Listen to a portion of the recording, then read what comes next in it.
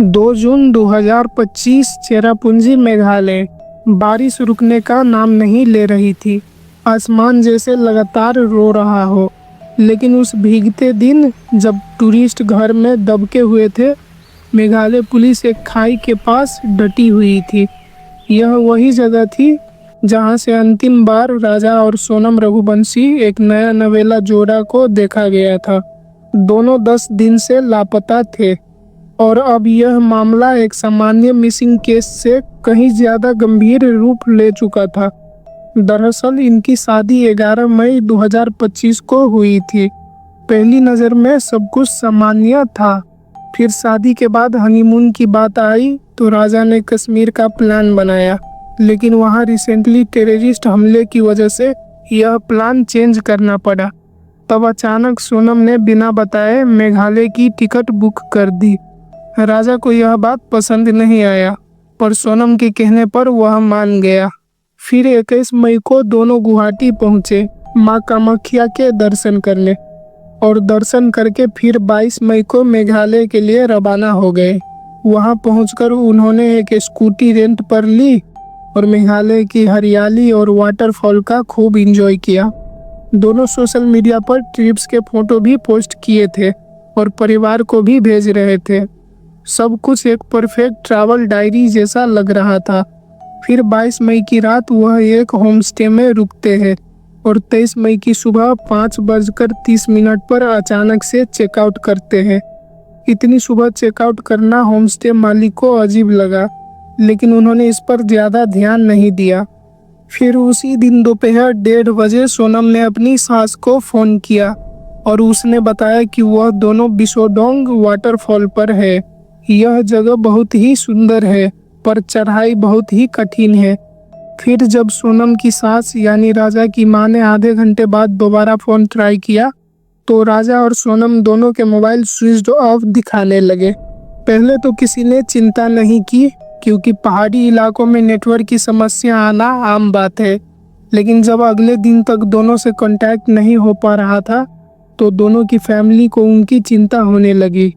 सब लोग किसी न किसी तरह उनसे कांटेक्ट करने की कोशिश में लग गए। फिर राजा के भाई ने उनके सोशल मीडिया पोस्ट पर कुछ चीज़ नोटिस किया। एक पिक्चर में नज़र आ रही स्कूटी पर एक मोबाइल नंबर लिखा था। जब राजा के भाई ने उसी नंबर पर कॉल किया तो फ़ोन स्कूटी रेंटल वाले ने उठाया। उसका जवाब चौंकाने वाला था। उसने बताया कि वह कपल स्कूटी लेकर तो गया था, लेकिन वक्त पर लौटाया ही नहीं, ना ही उनका कुछ पता चल रहा है। अब यह केस सिर्फ गुमशुदगी का नहीं रह गया था, यह एक मिस्ट्री थी जो मेघालय के बारिश में भीग रही थी। पुलिस को शक था कि यह मामला एक्सीडेंटल भी हो सकता है या फिर कुछ और। अब मामला गंभीर हो चुका था। इंदौर पुलिस में मिसिंग रिपोर्ट फाइल हुई। राजा का भाई बिपिन और सोनम का भाई गोविंद तुरंत मेघालय के लिए रवाना हो गए। स्थानीय पुलिस ने भी सर्च शुरू किया और एक टूर गाइड ने एक इम्पोर्टेंट जानकारी दी। उसने 23 मई की सुबह कपल को देखा था, लेकिन वह अकेले नहीं थे। उनके साथ 3 और अजनबी पुरुष थे जो हिंदी बोल रहे थे और शायद टूरिस्ट लग रहे थे। पुलिस को शक हुआ कि शायद वो लोग ट्रेकिंग के दौरान रास्ता भटक गए होंगे, लेकिन जल्द ही शक यकीन में बदलने लगा। वाटरफॉल के पास पहले स्कूटी मिली, फिर कुछ दूरी पर राजा और सोनम के बैग्स मिले। अब सवाल यह था कि अगर दोनों रास्ता भटक गए थे तो सामान यूं बिखरा क्यों पड़ा था। तलाशी बढ़ाई गई तो एक खाई में ऐसा कुछ दिखा जिसने सबके रोंगटे खड़े कर दिए। नीचे एक सड़ी गली लाश पड़ी थी जिसका चेहरा पहचानना नामुमकिन था, मगर बॉडी पर एक टैटू था जिस पर लिखा था राजा। साथ मिली स्मार्ट वॉच ने भी पुष्टि की कि यह राजा रघुवंशी की डेड बॉडी है। अब सवाल यह था कि क्या यह कोई हादसा था, लेकिन पोस्टमार्टम रिपोर्ट में खुलासा हुआ कि मौत सिर पर कुल्हाड़ी से मारे जाने की वजह से हुई थी। साफ था कि यह हत्या थी।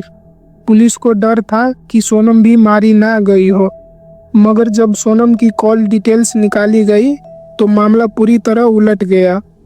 सोनम लगातार एक आदमी से संपर्क में थी जिसका नाम राज कुशवाहा था, जो उनके फैमिली बिजनेस में काम किया करता था। गायब होने से ठीक पहले तक वह दोनों बात कर रहे थे। अब धीरे धीरे तस्वीर साफ हो रही थी।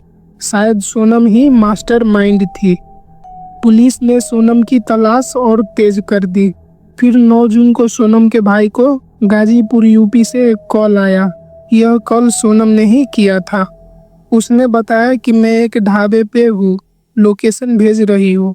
गोविंद ने तुरंत पुलिस को कॉल किया और पुलिस ने सोनम को उसी ढाबे से अरेस्ट कर लिया, लेकिन वह सहमी हुई, घबराई और चुप थी। फिर पुलिस को इन्वेस्टिगेशन करने पे जो सच पता चलता है वो चौंकाने वाला था।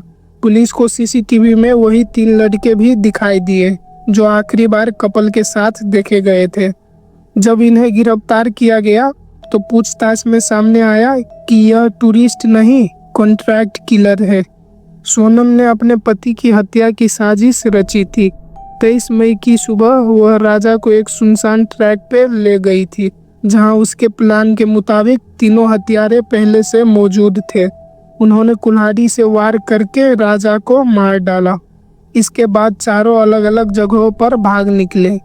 फिर धीरे धीरे जब सभी गिरफ्तार हुए तो आखिरकार सोनम ने अपना गुनाह कबूल कर लिया और यह केस अभी अंडर ट्रायल है इस डेट तक। मगर सबसे बड़ी सवाल यह थी कि अगर सोनम का रिश्ता पहले से राज कुशवाहा के साथ था तो उसने राजा से शादी क्यों की? क्या एक ना कहना इतना ही मुश्किल था कि एक इंसान की जान लेना उससे आसान लगने लगे?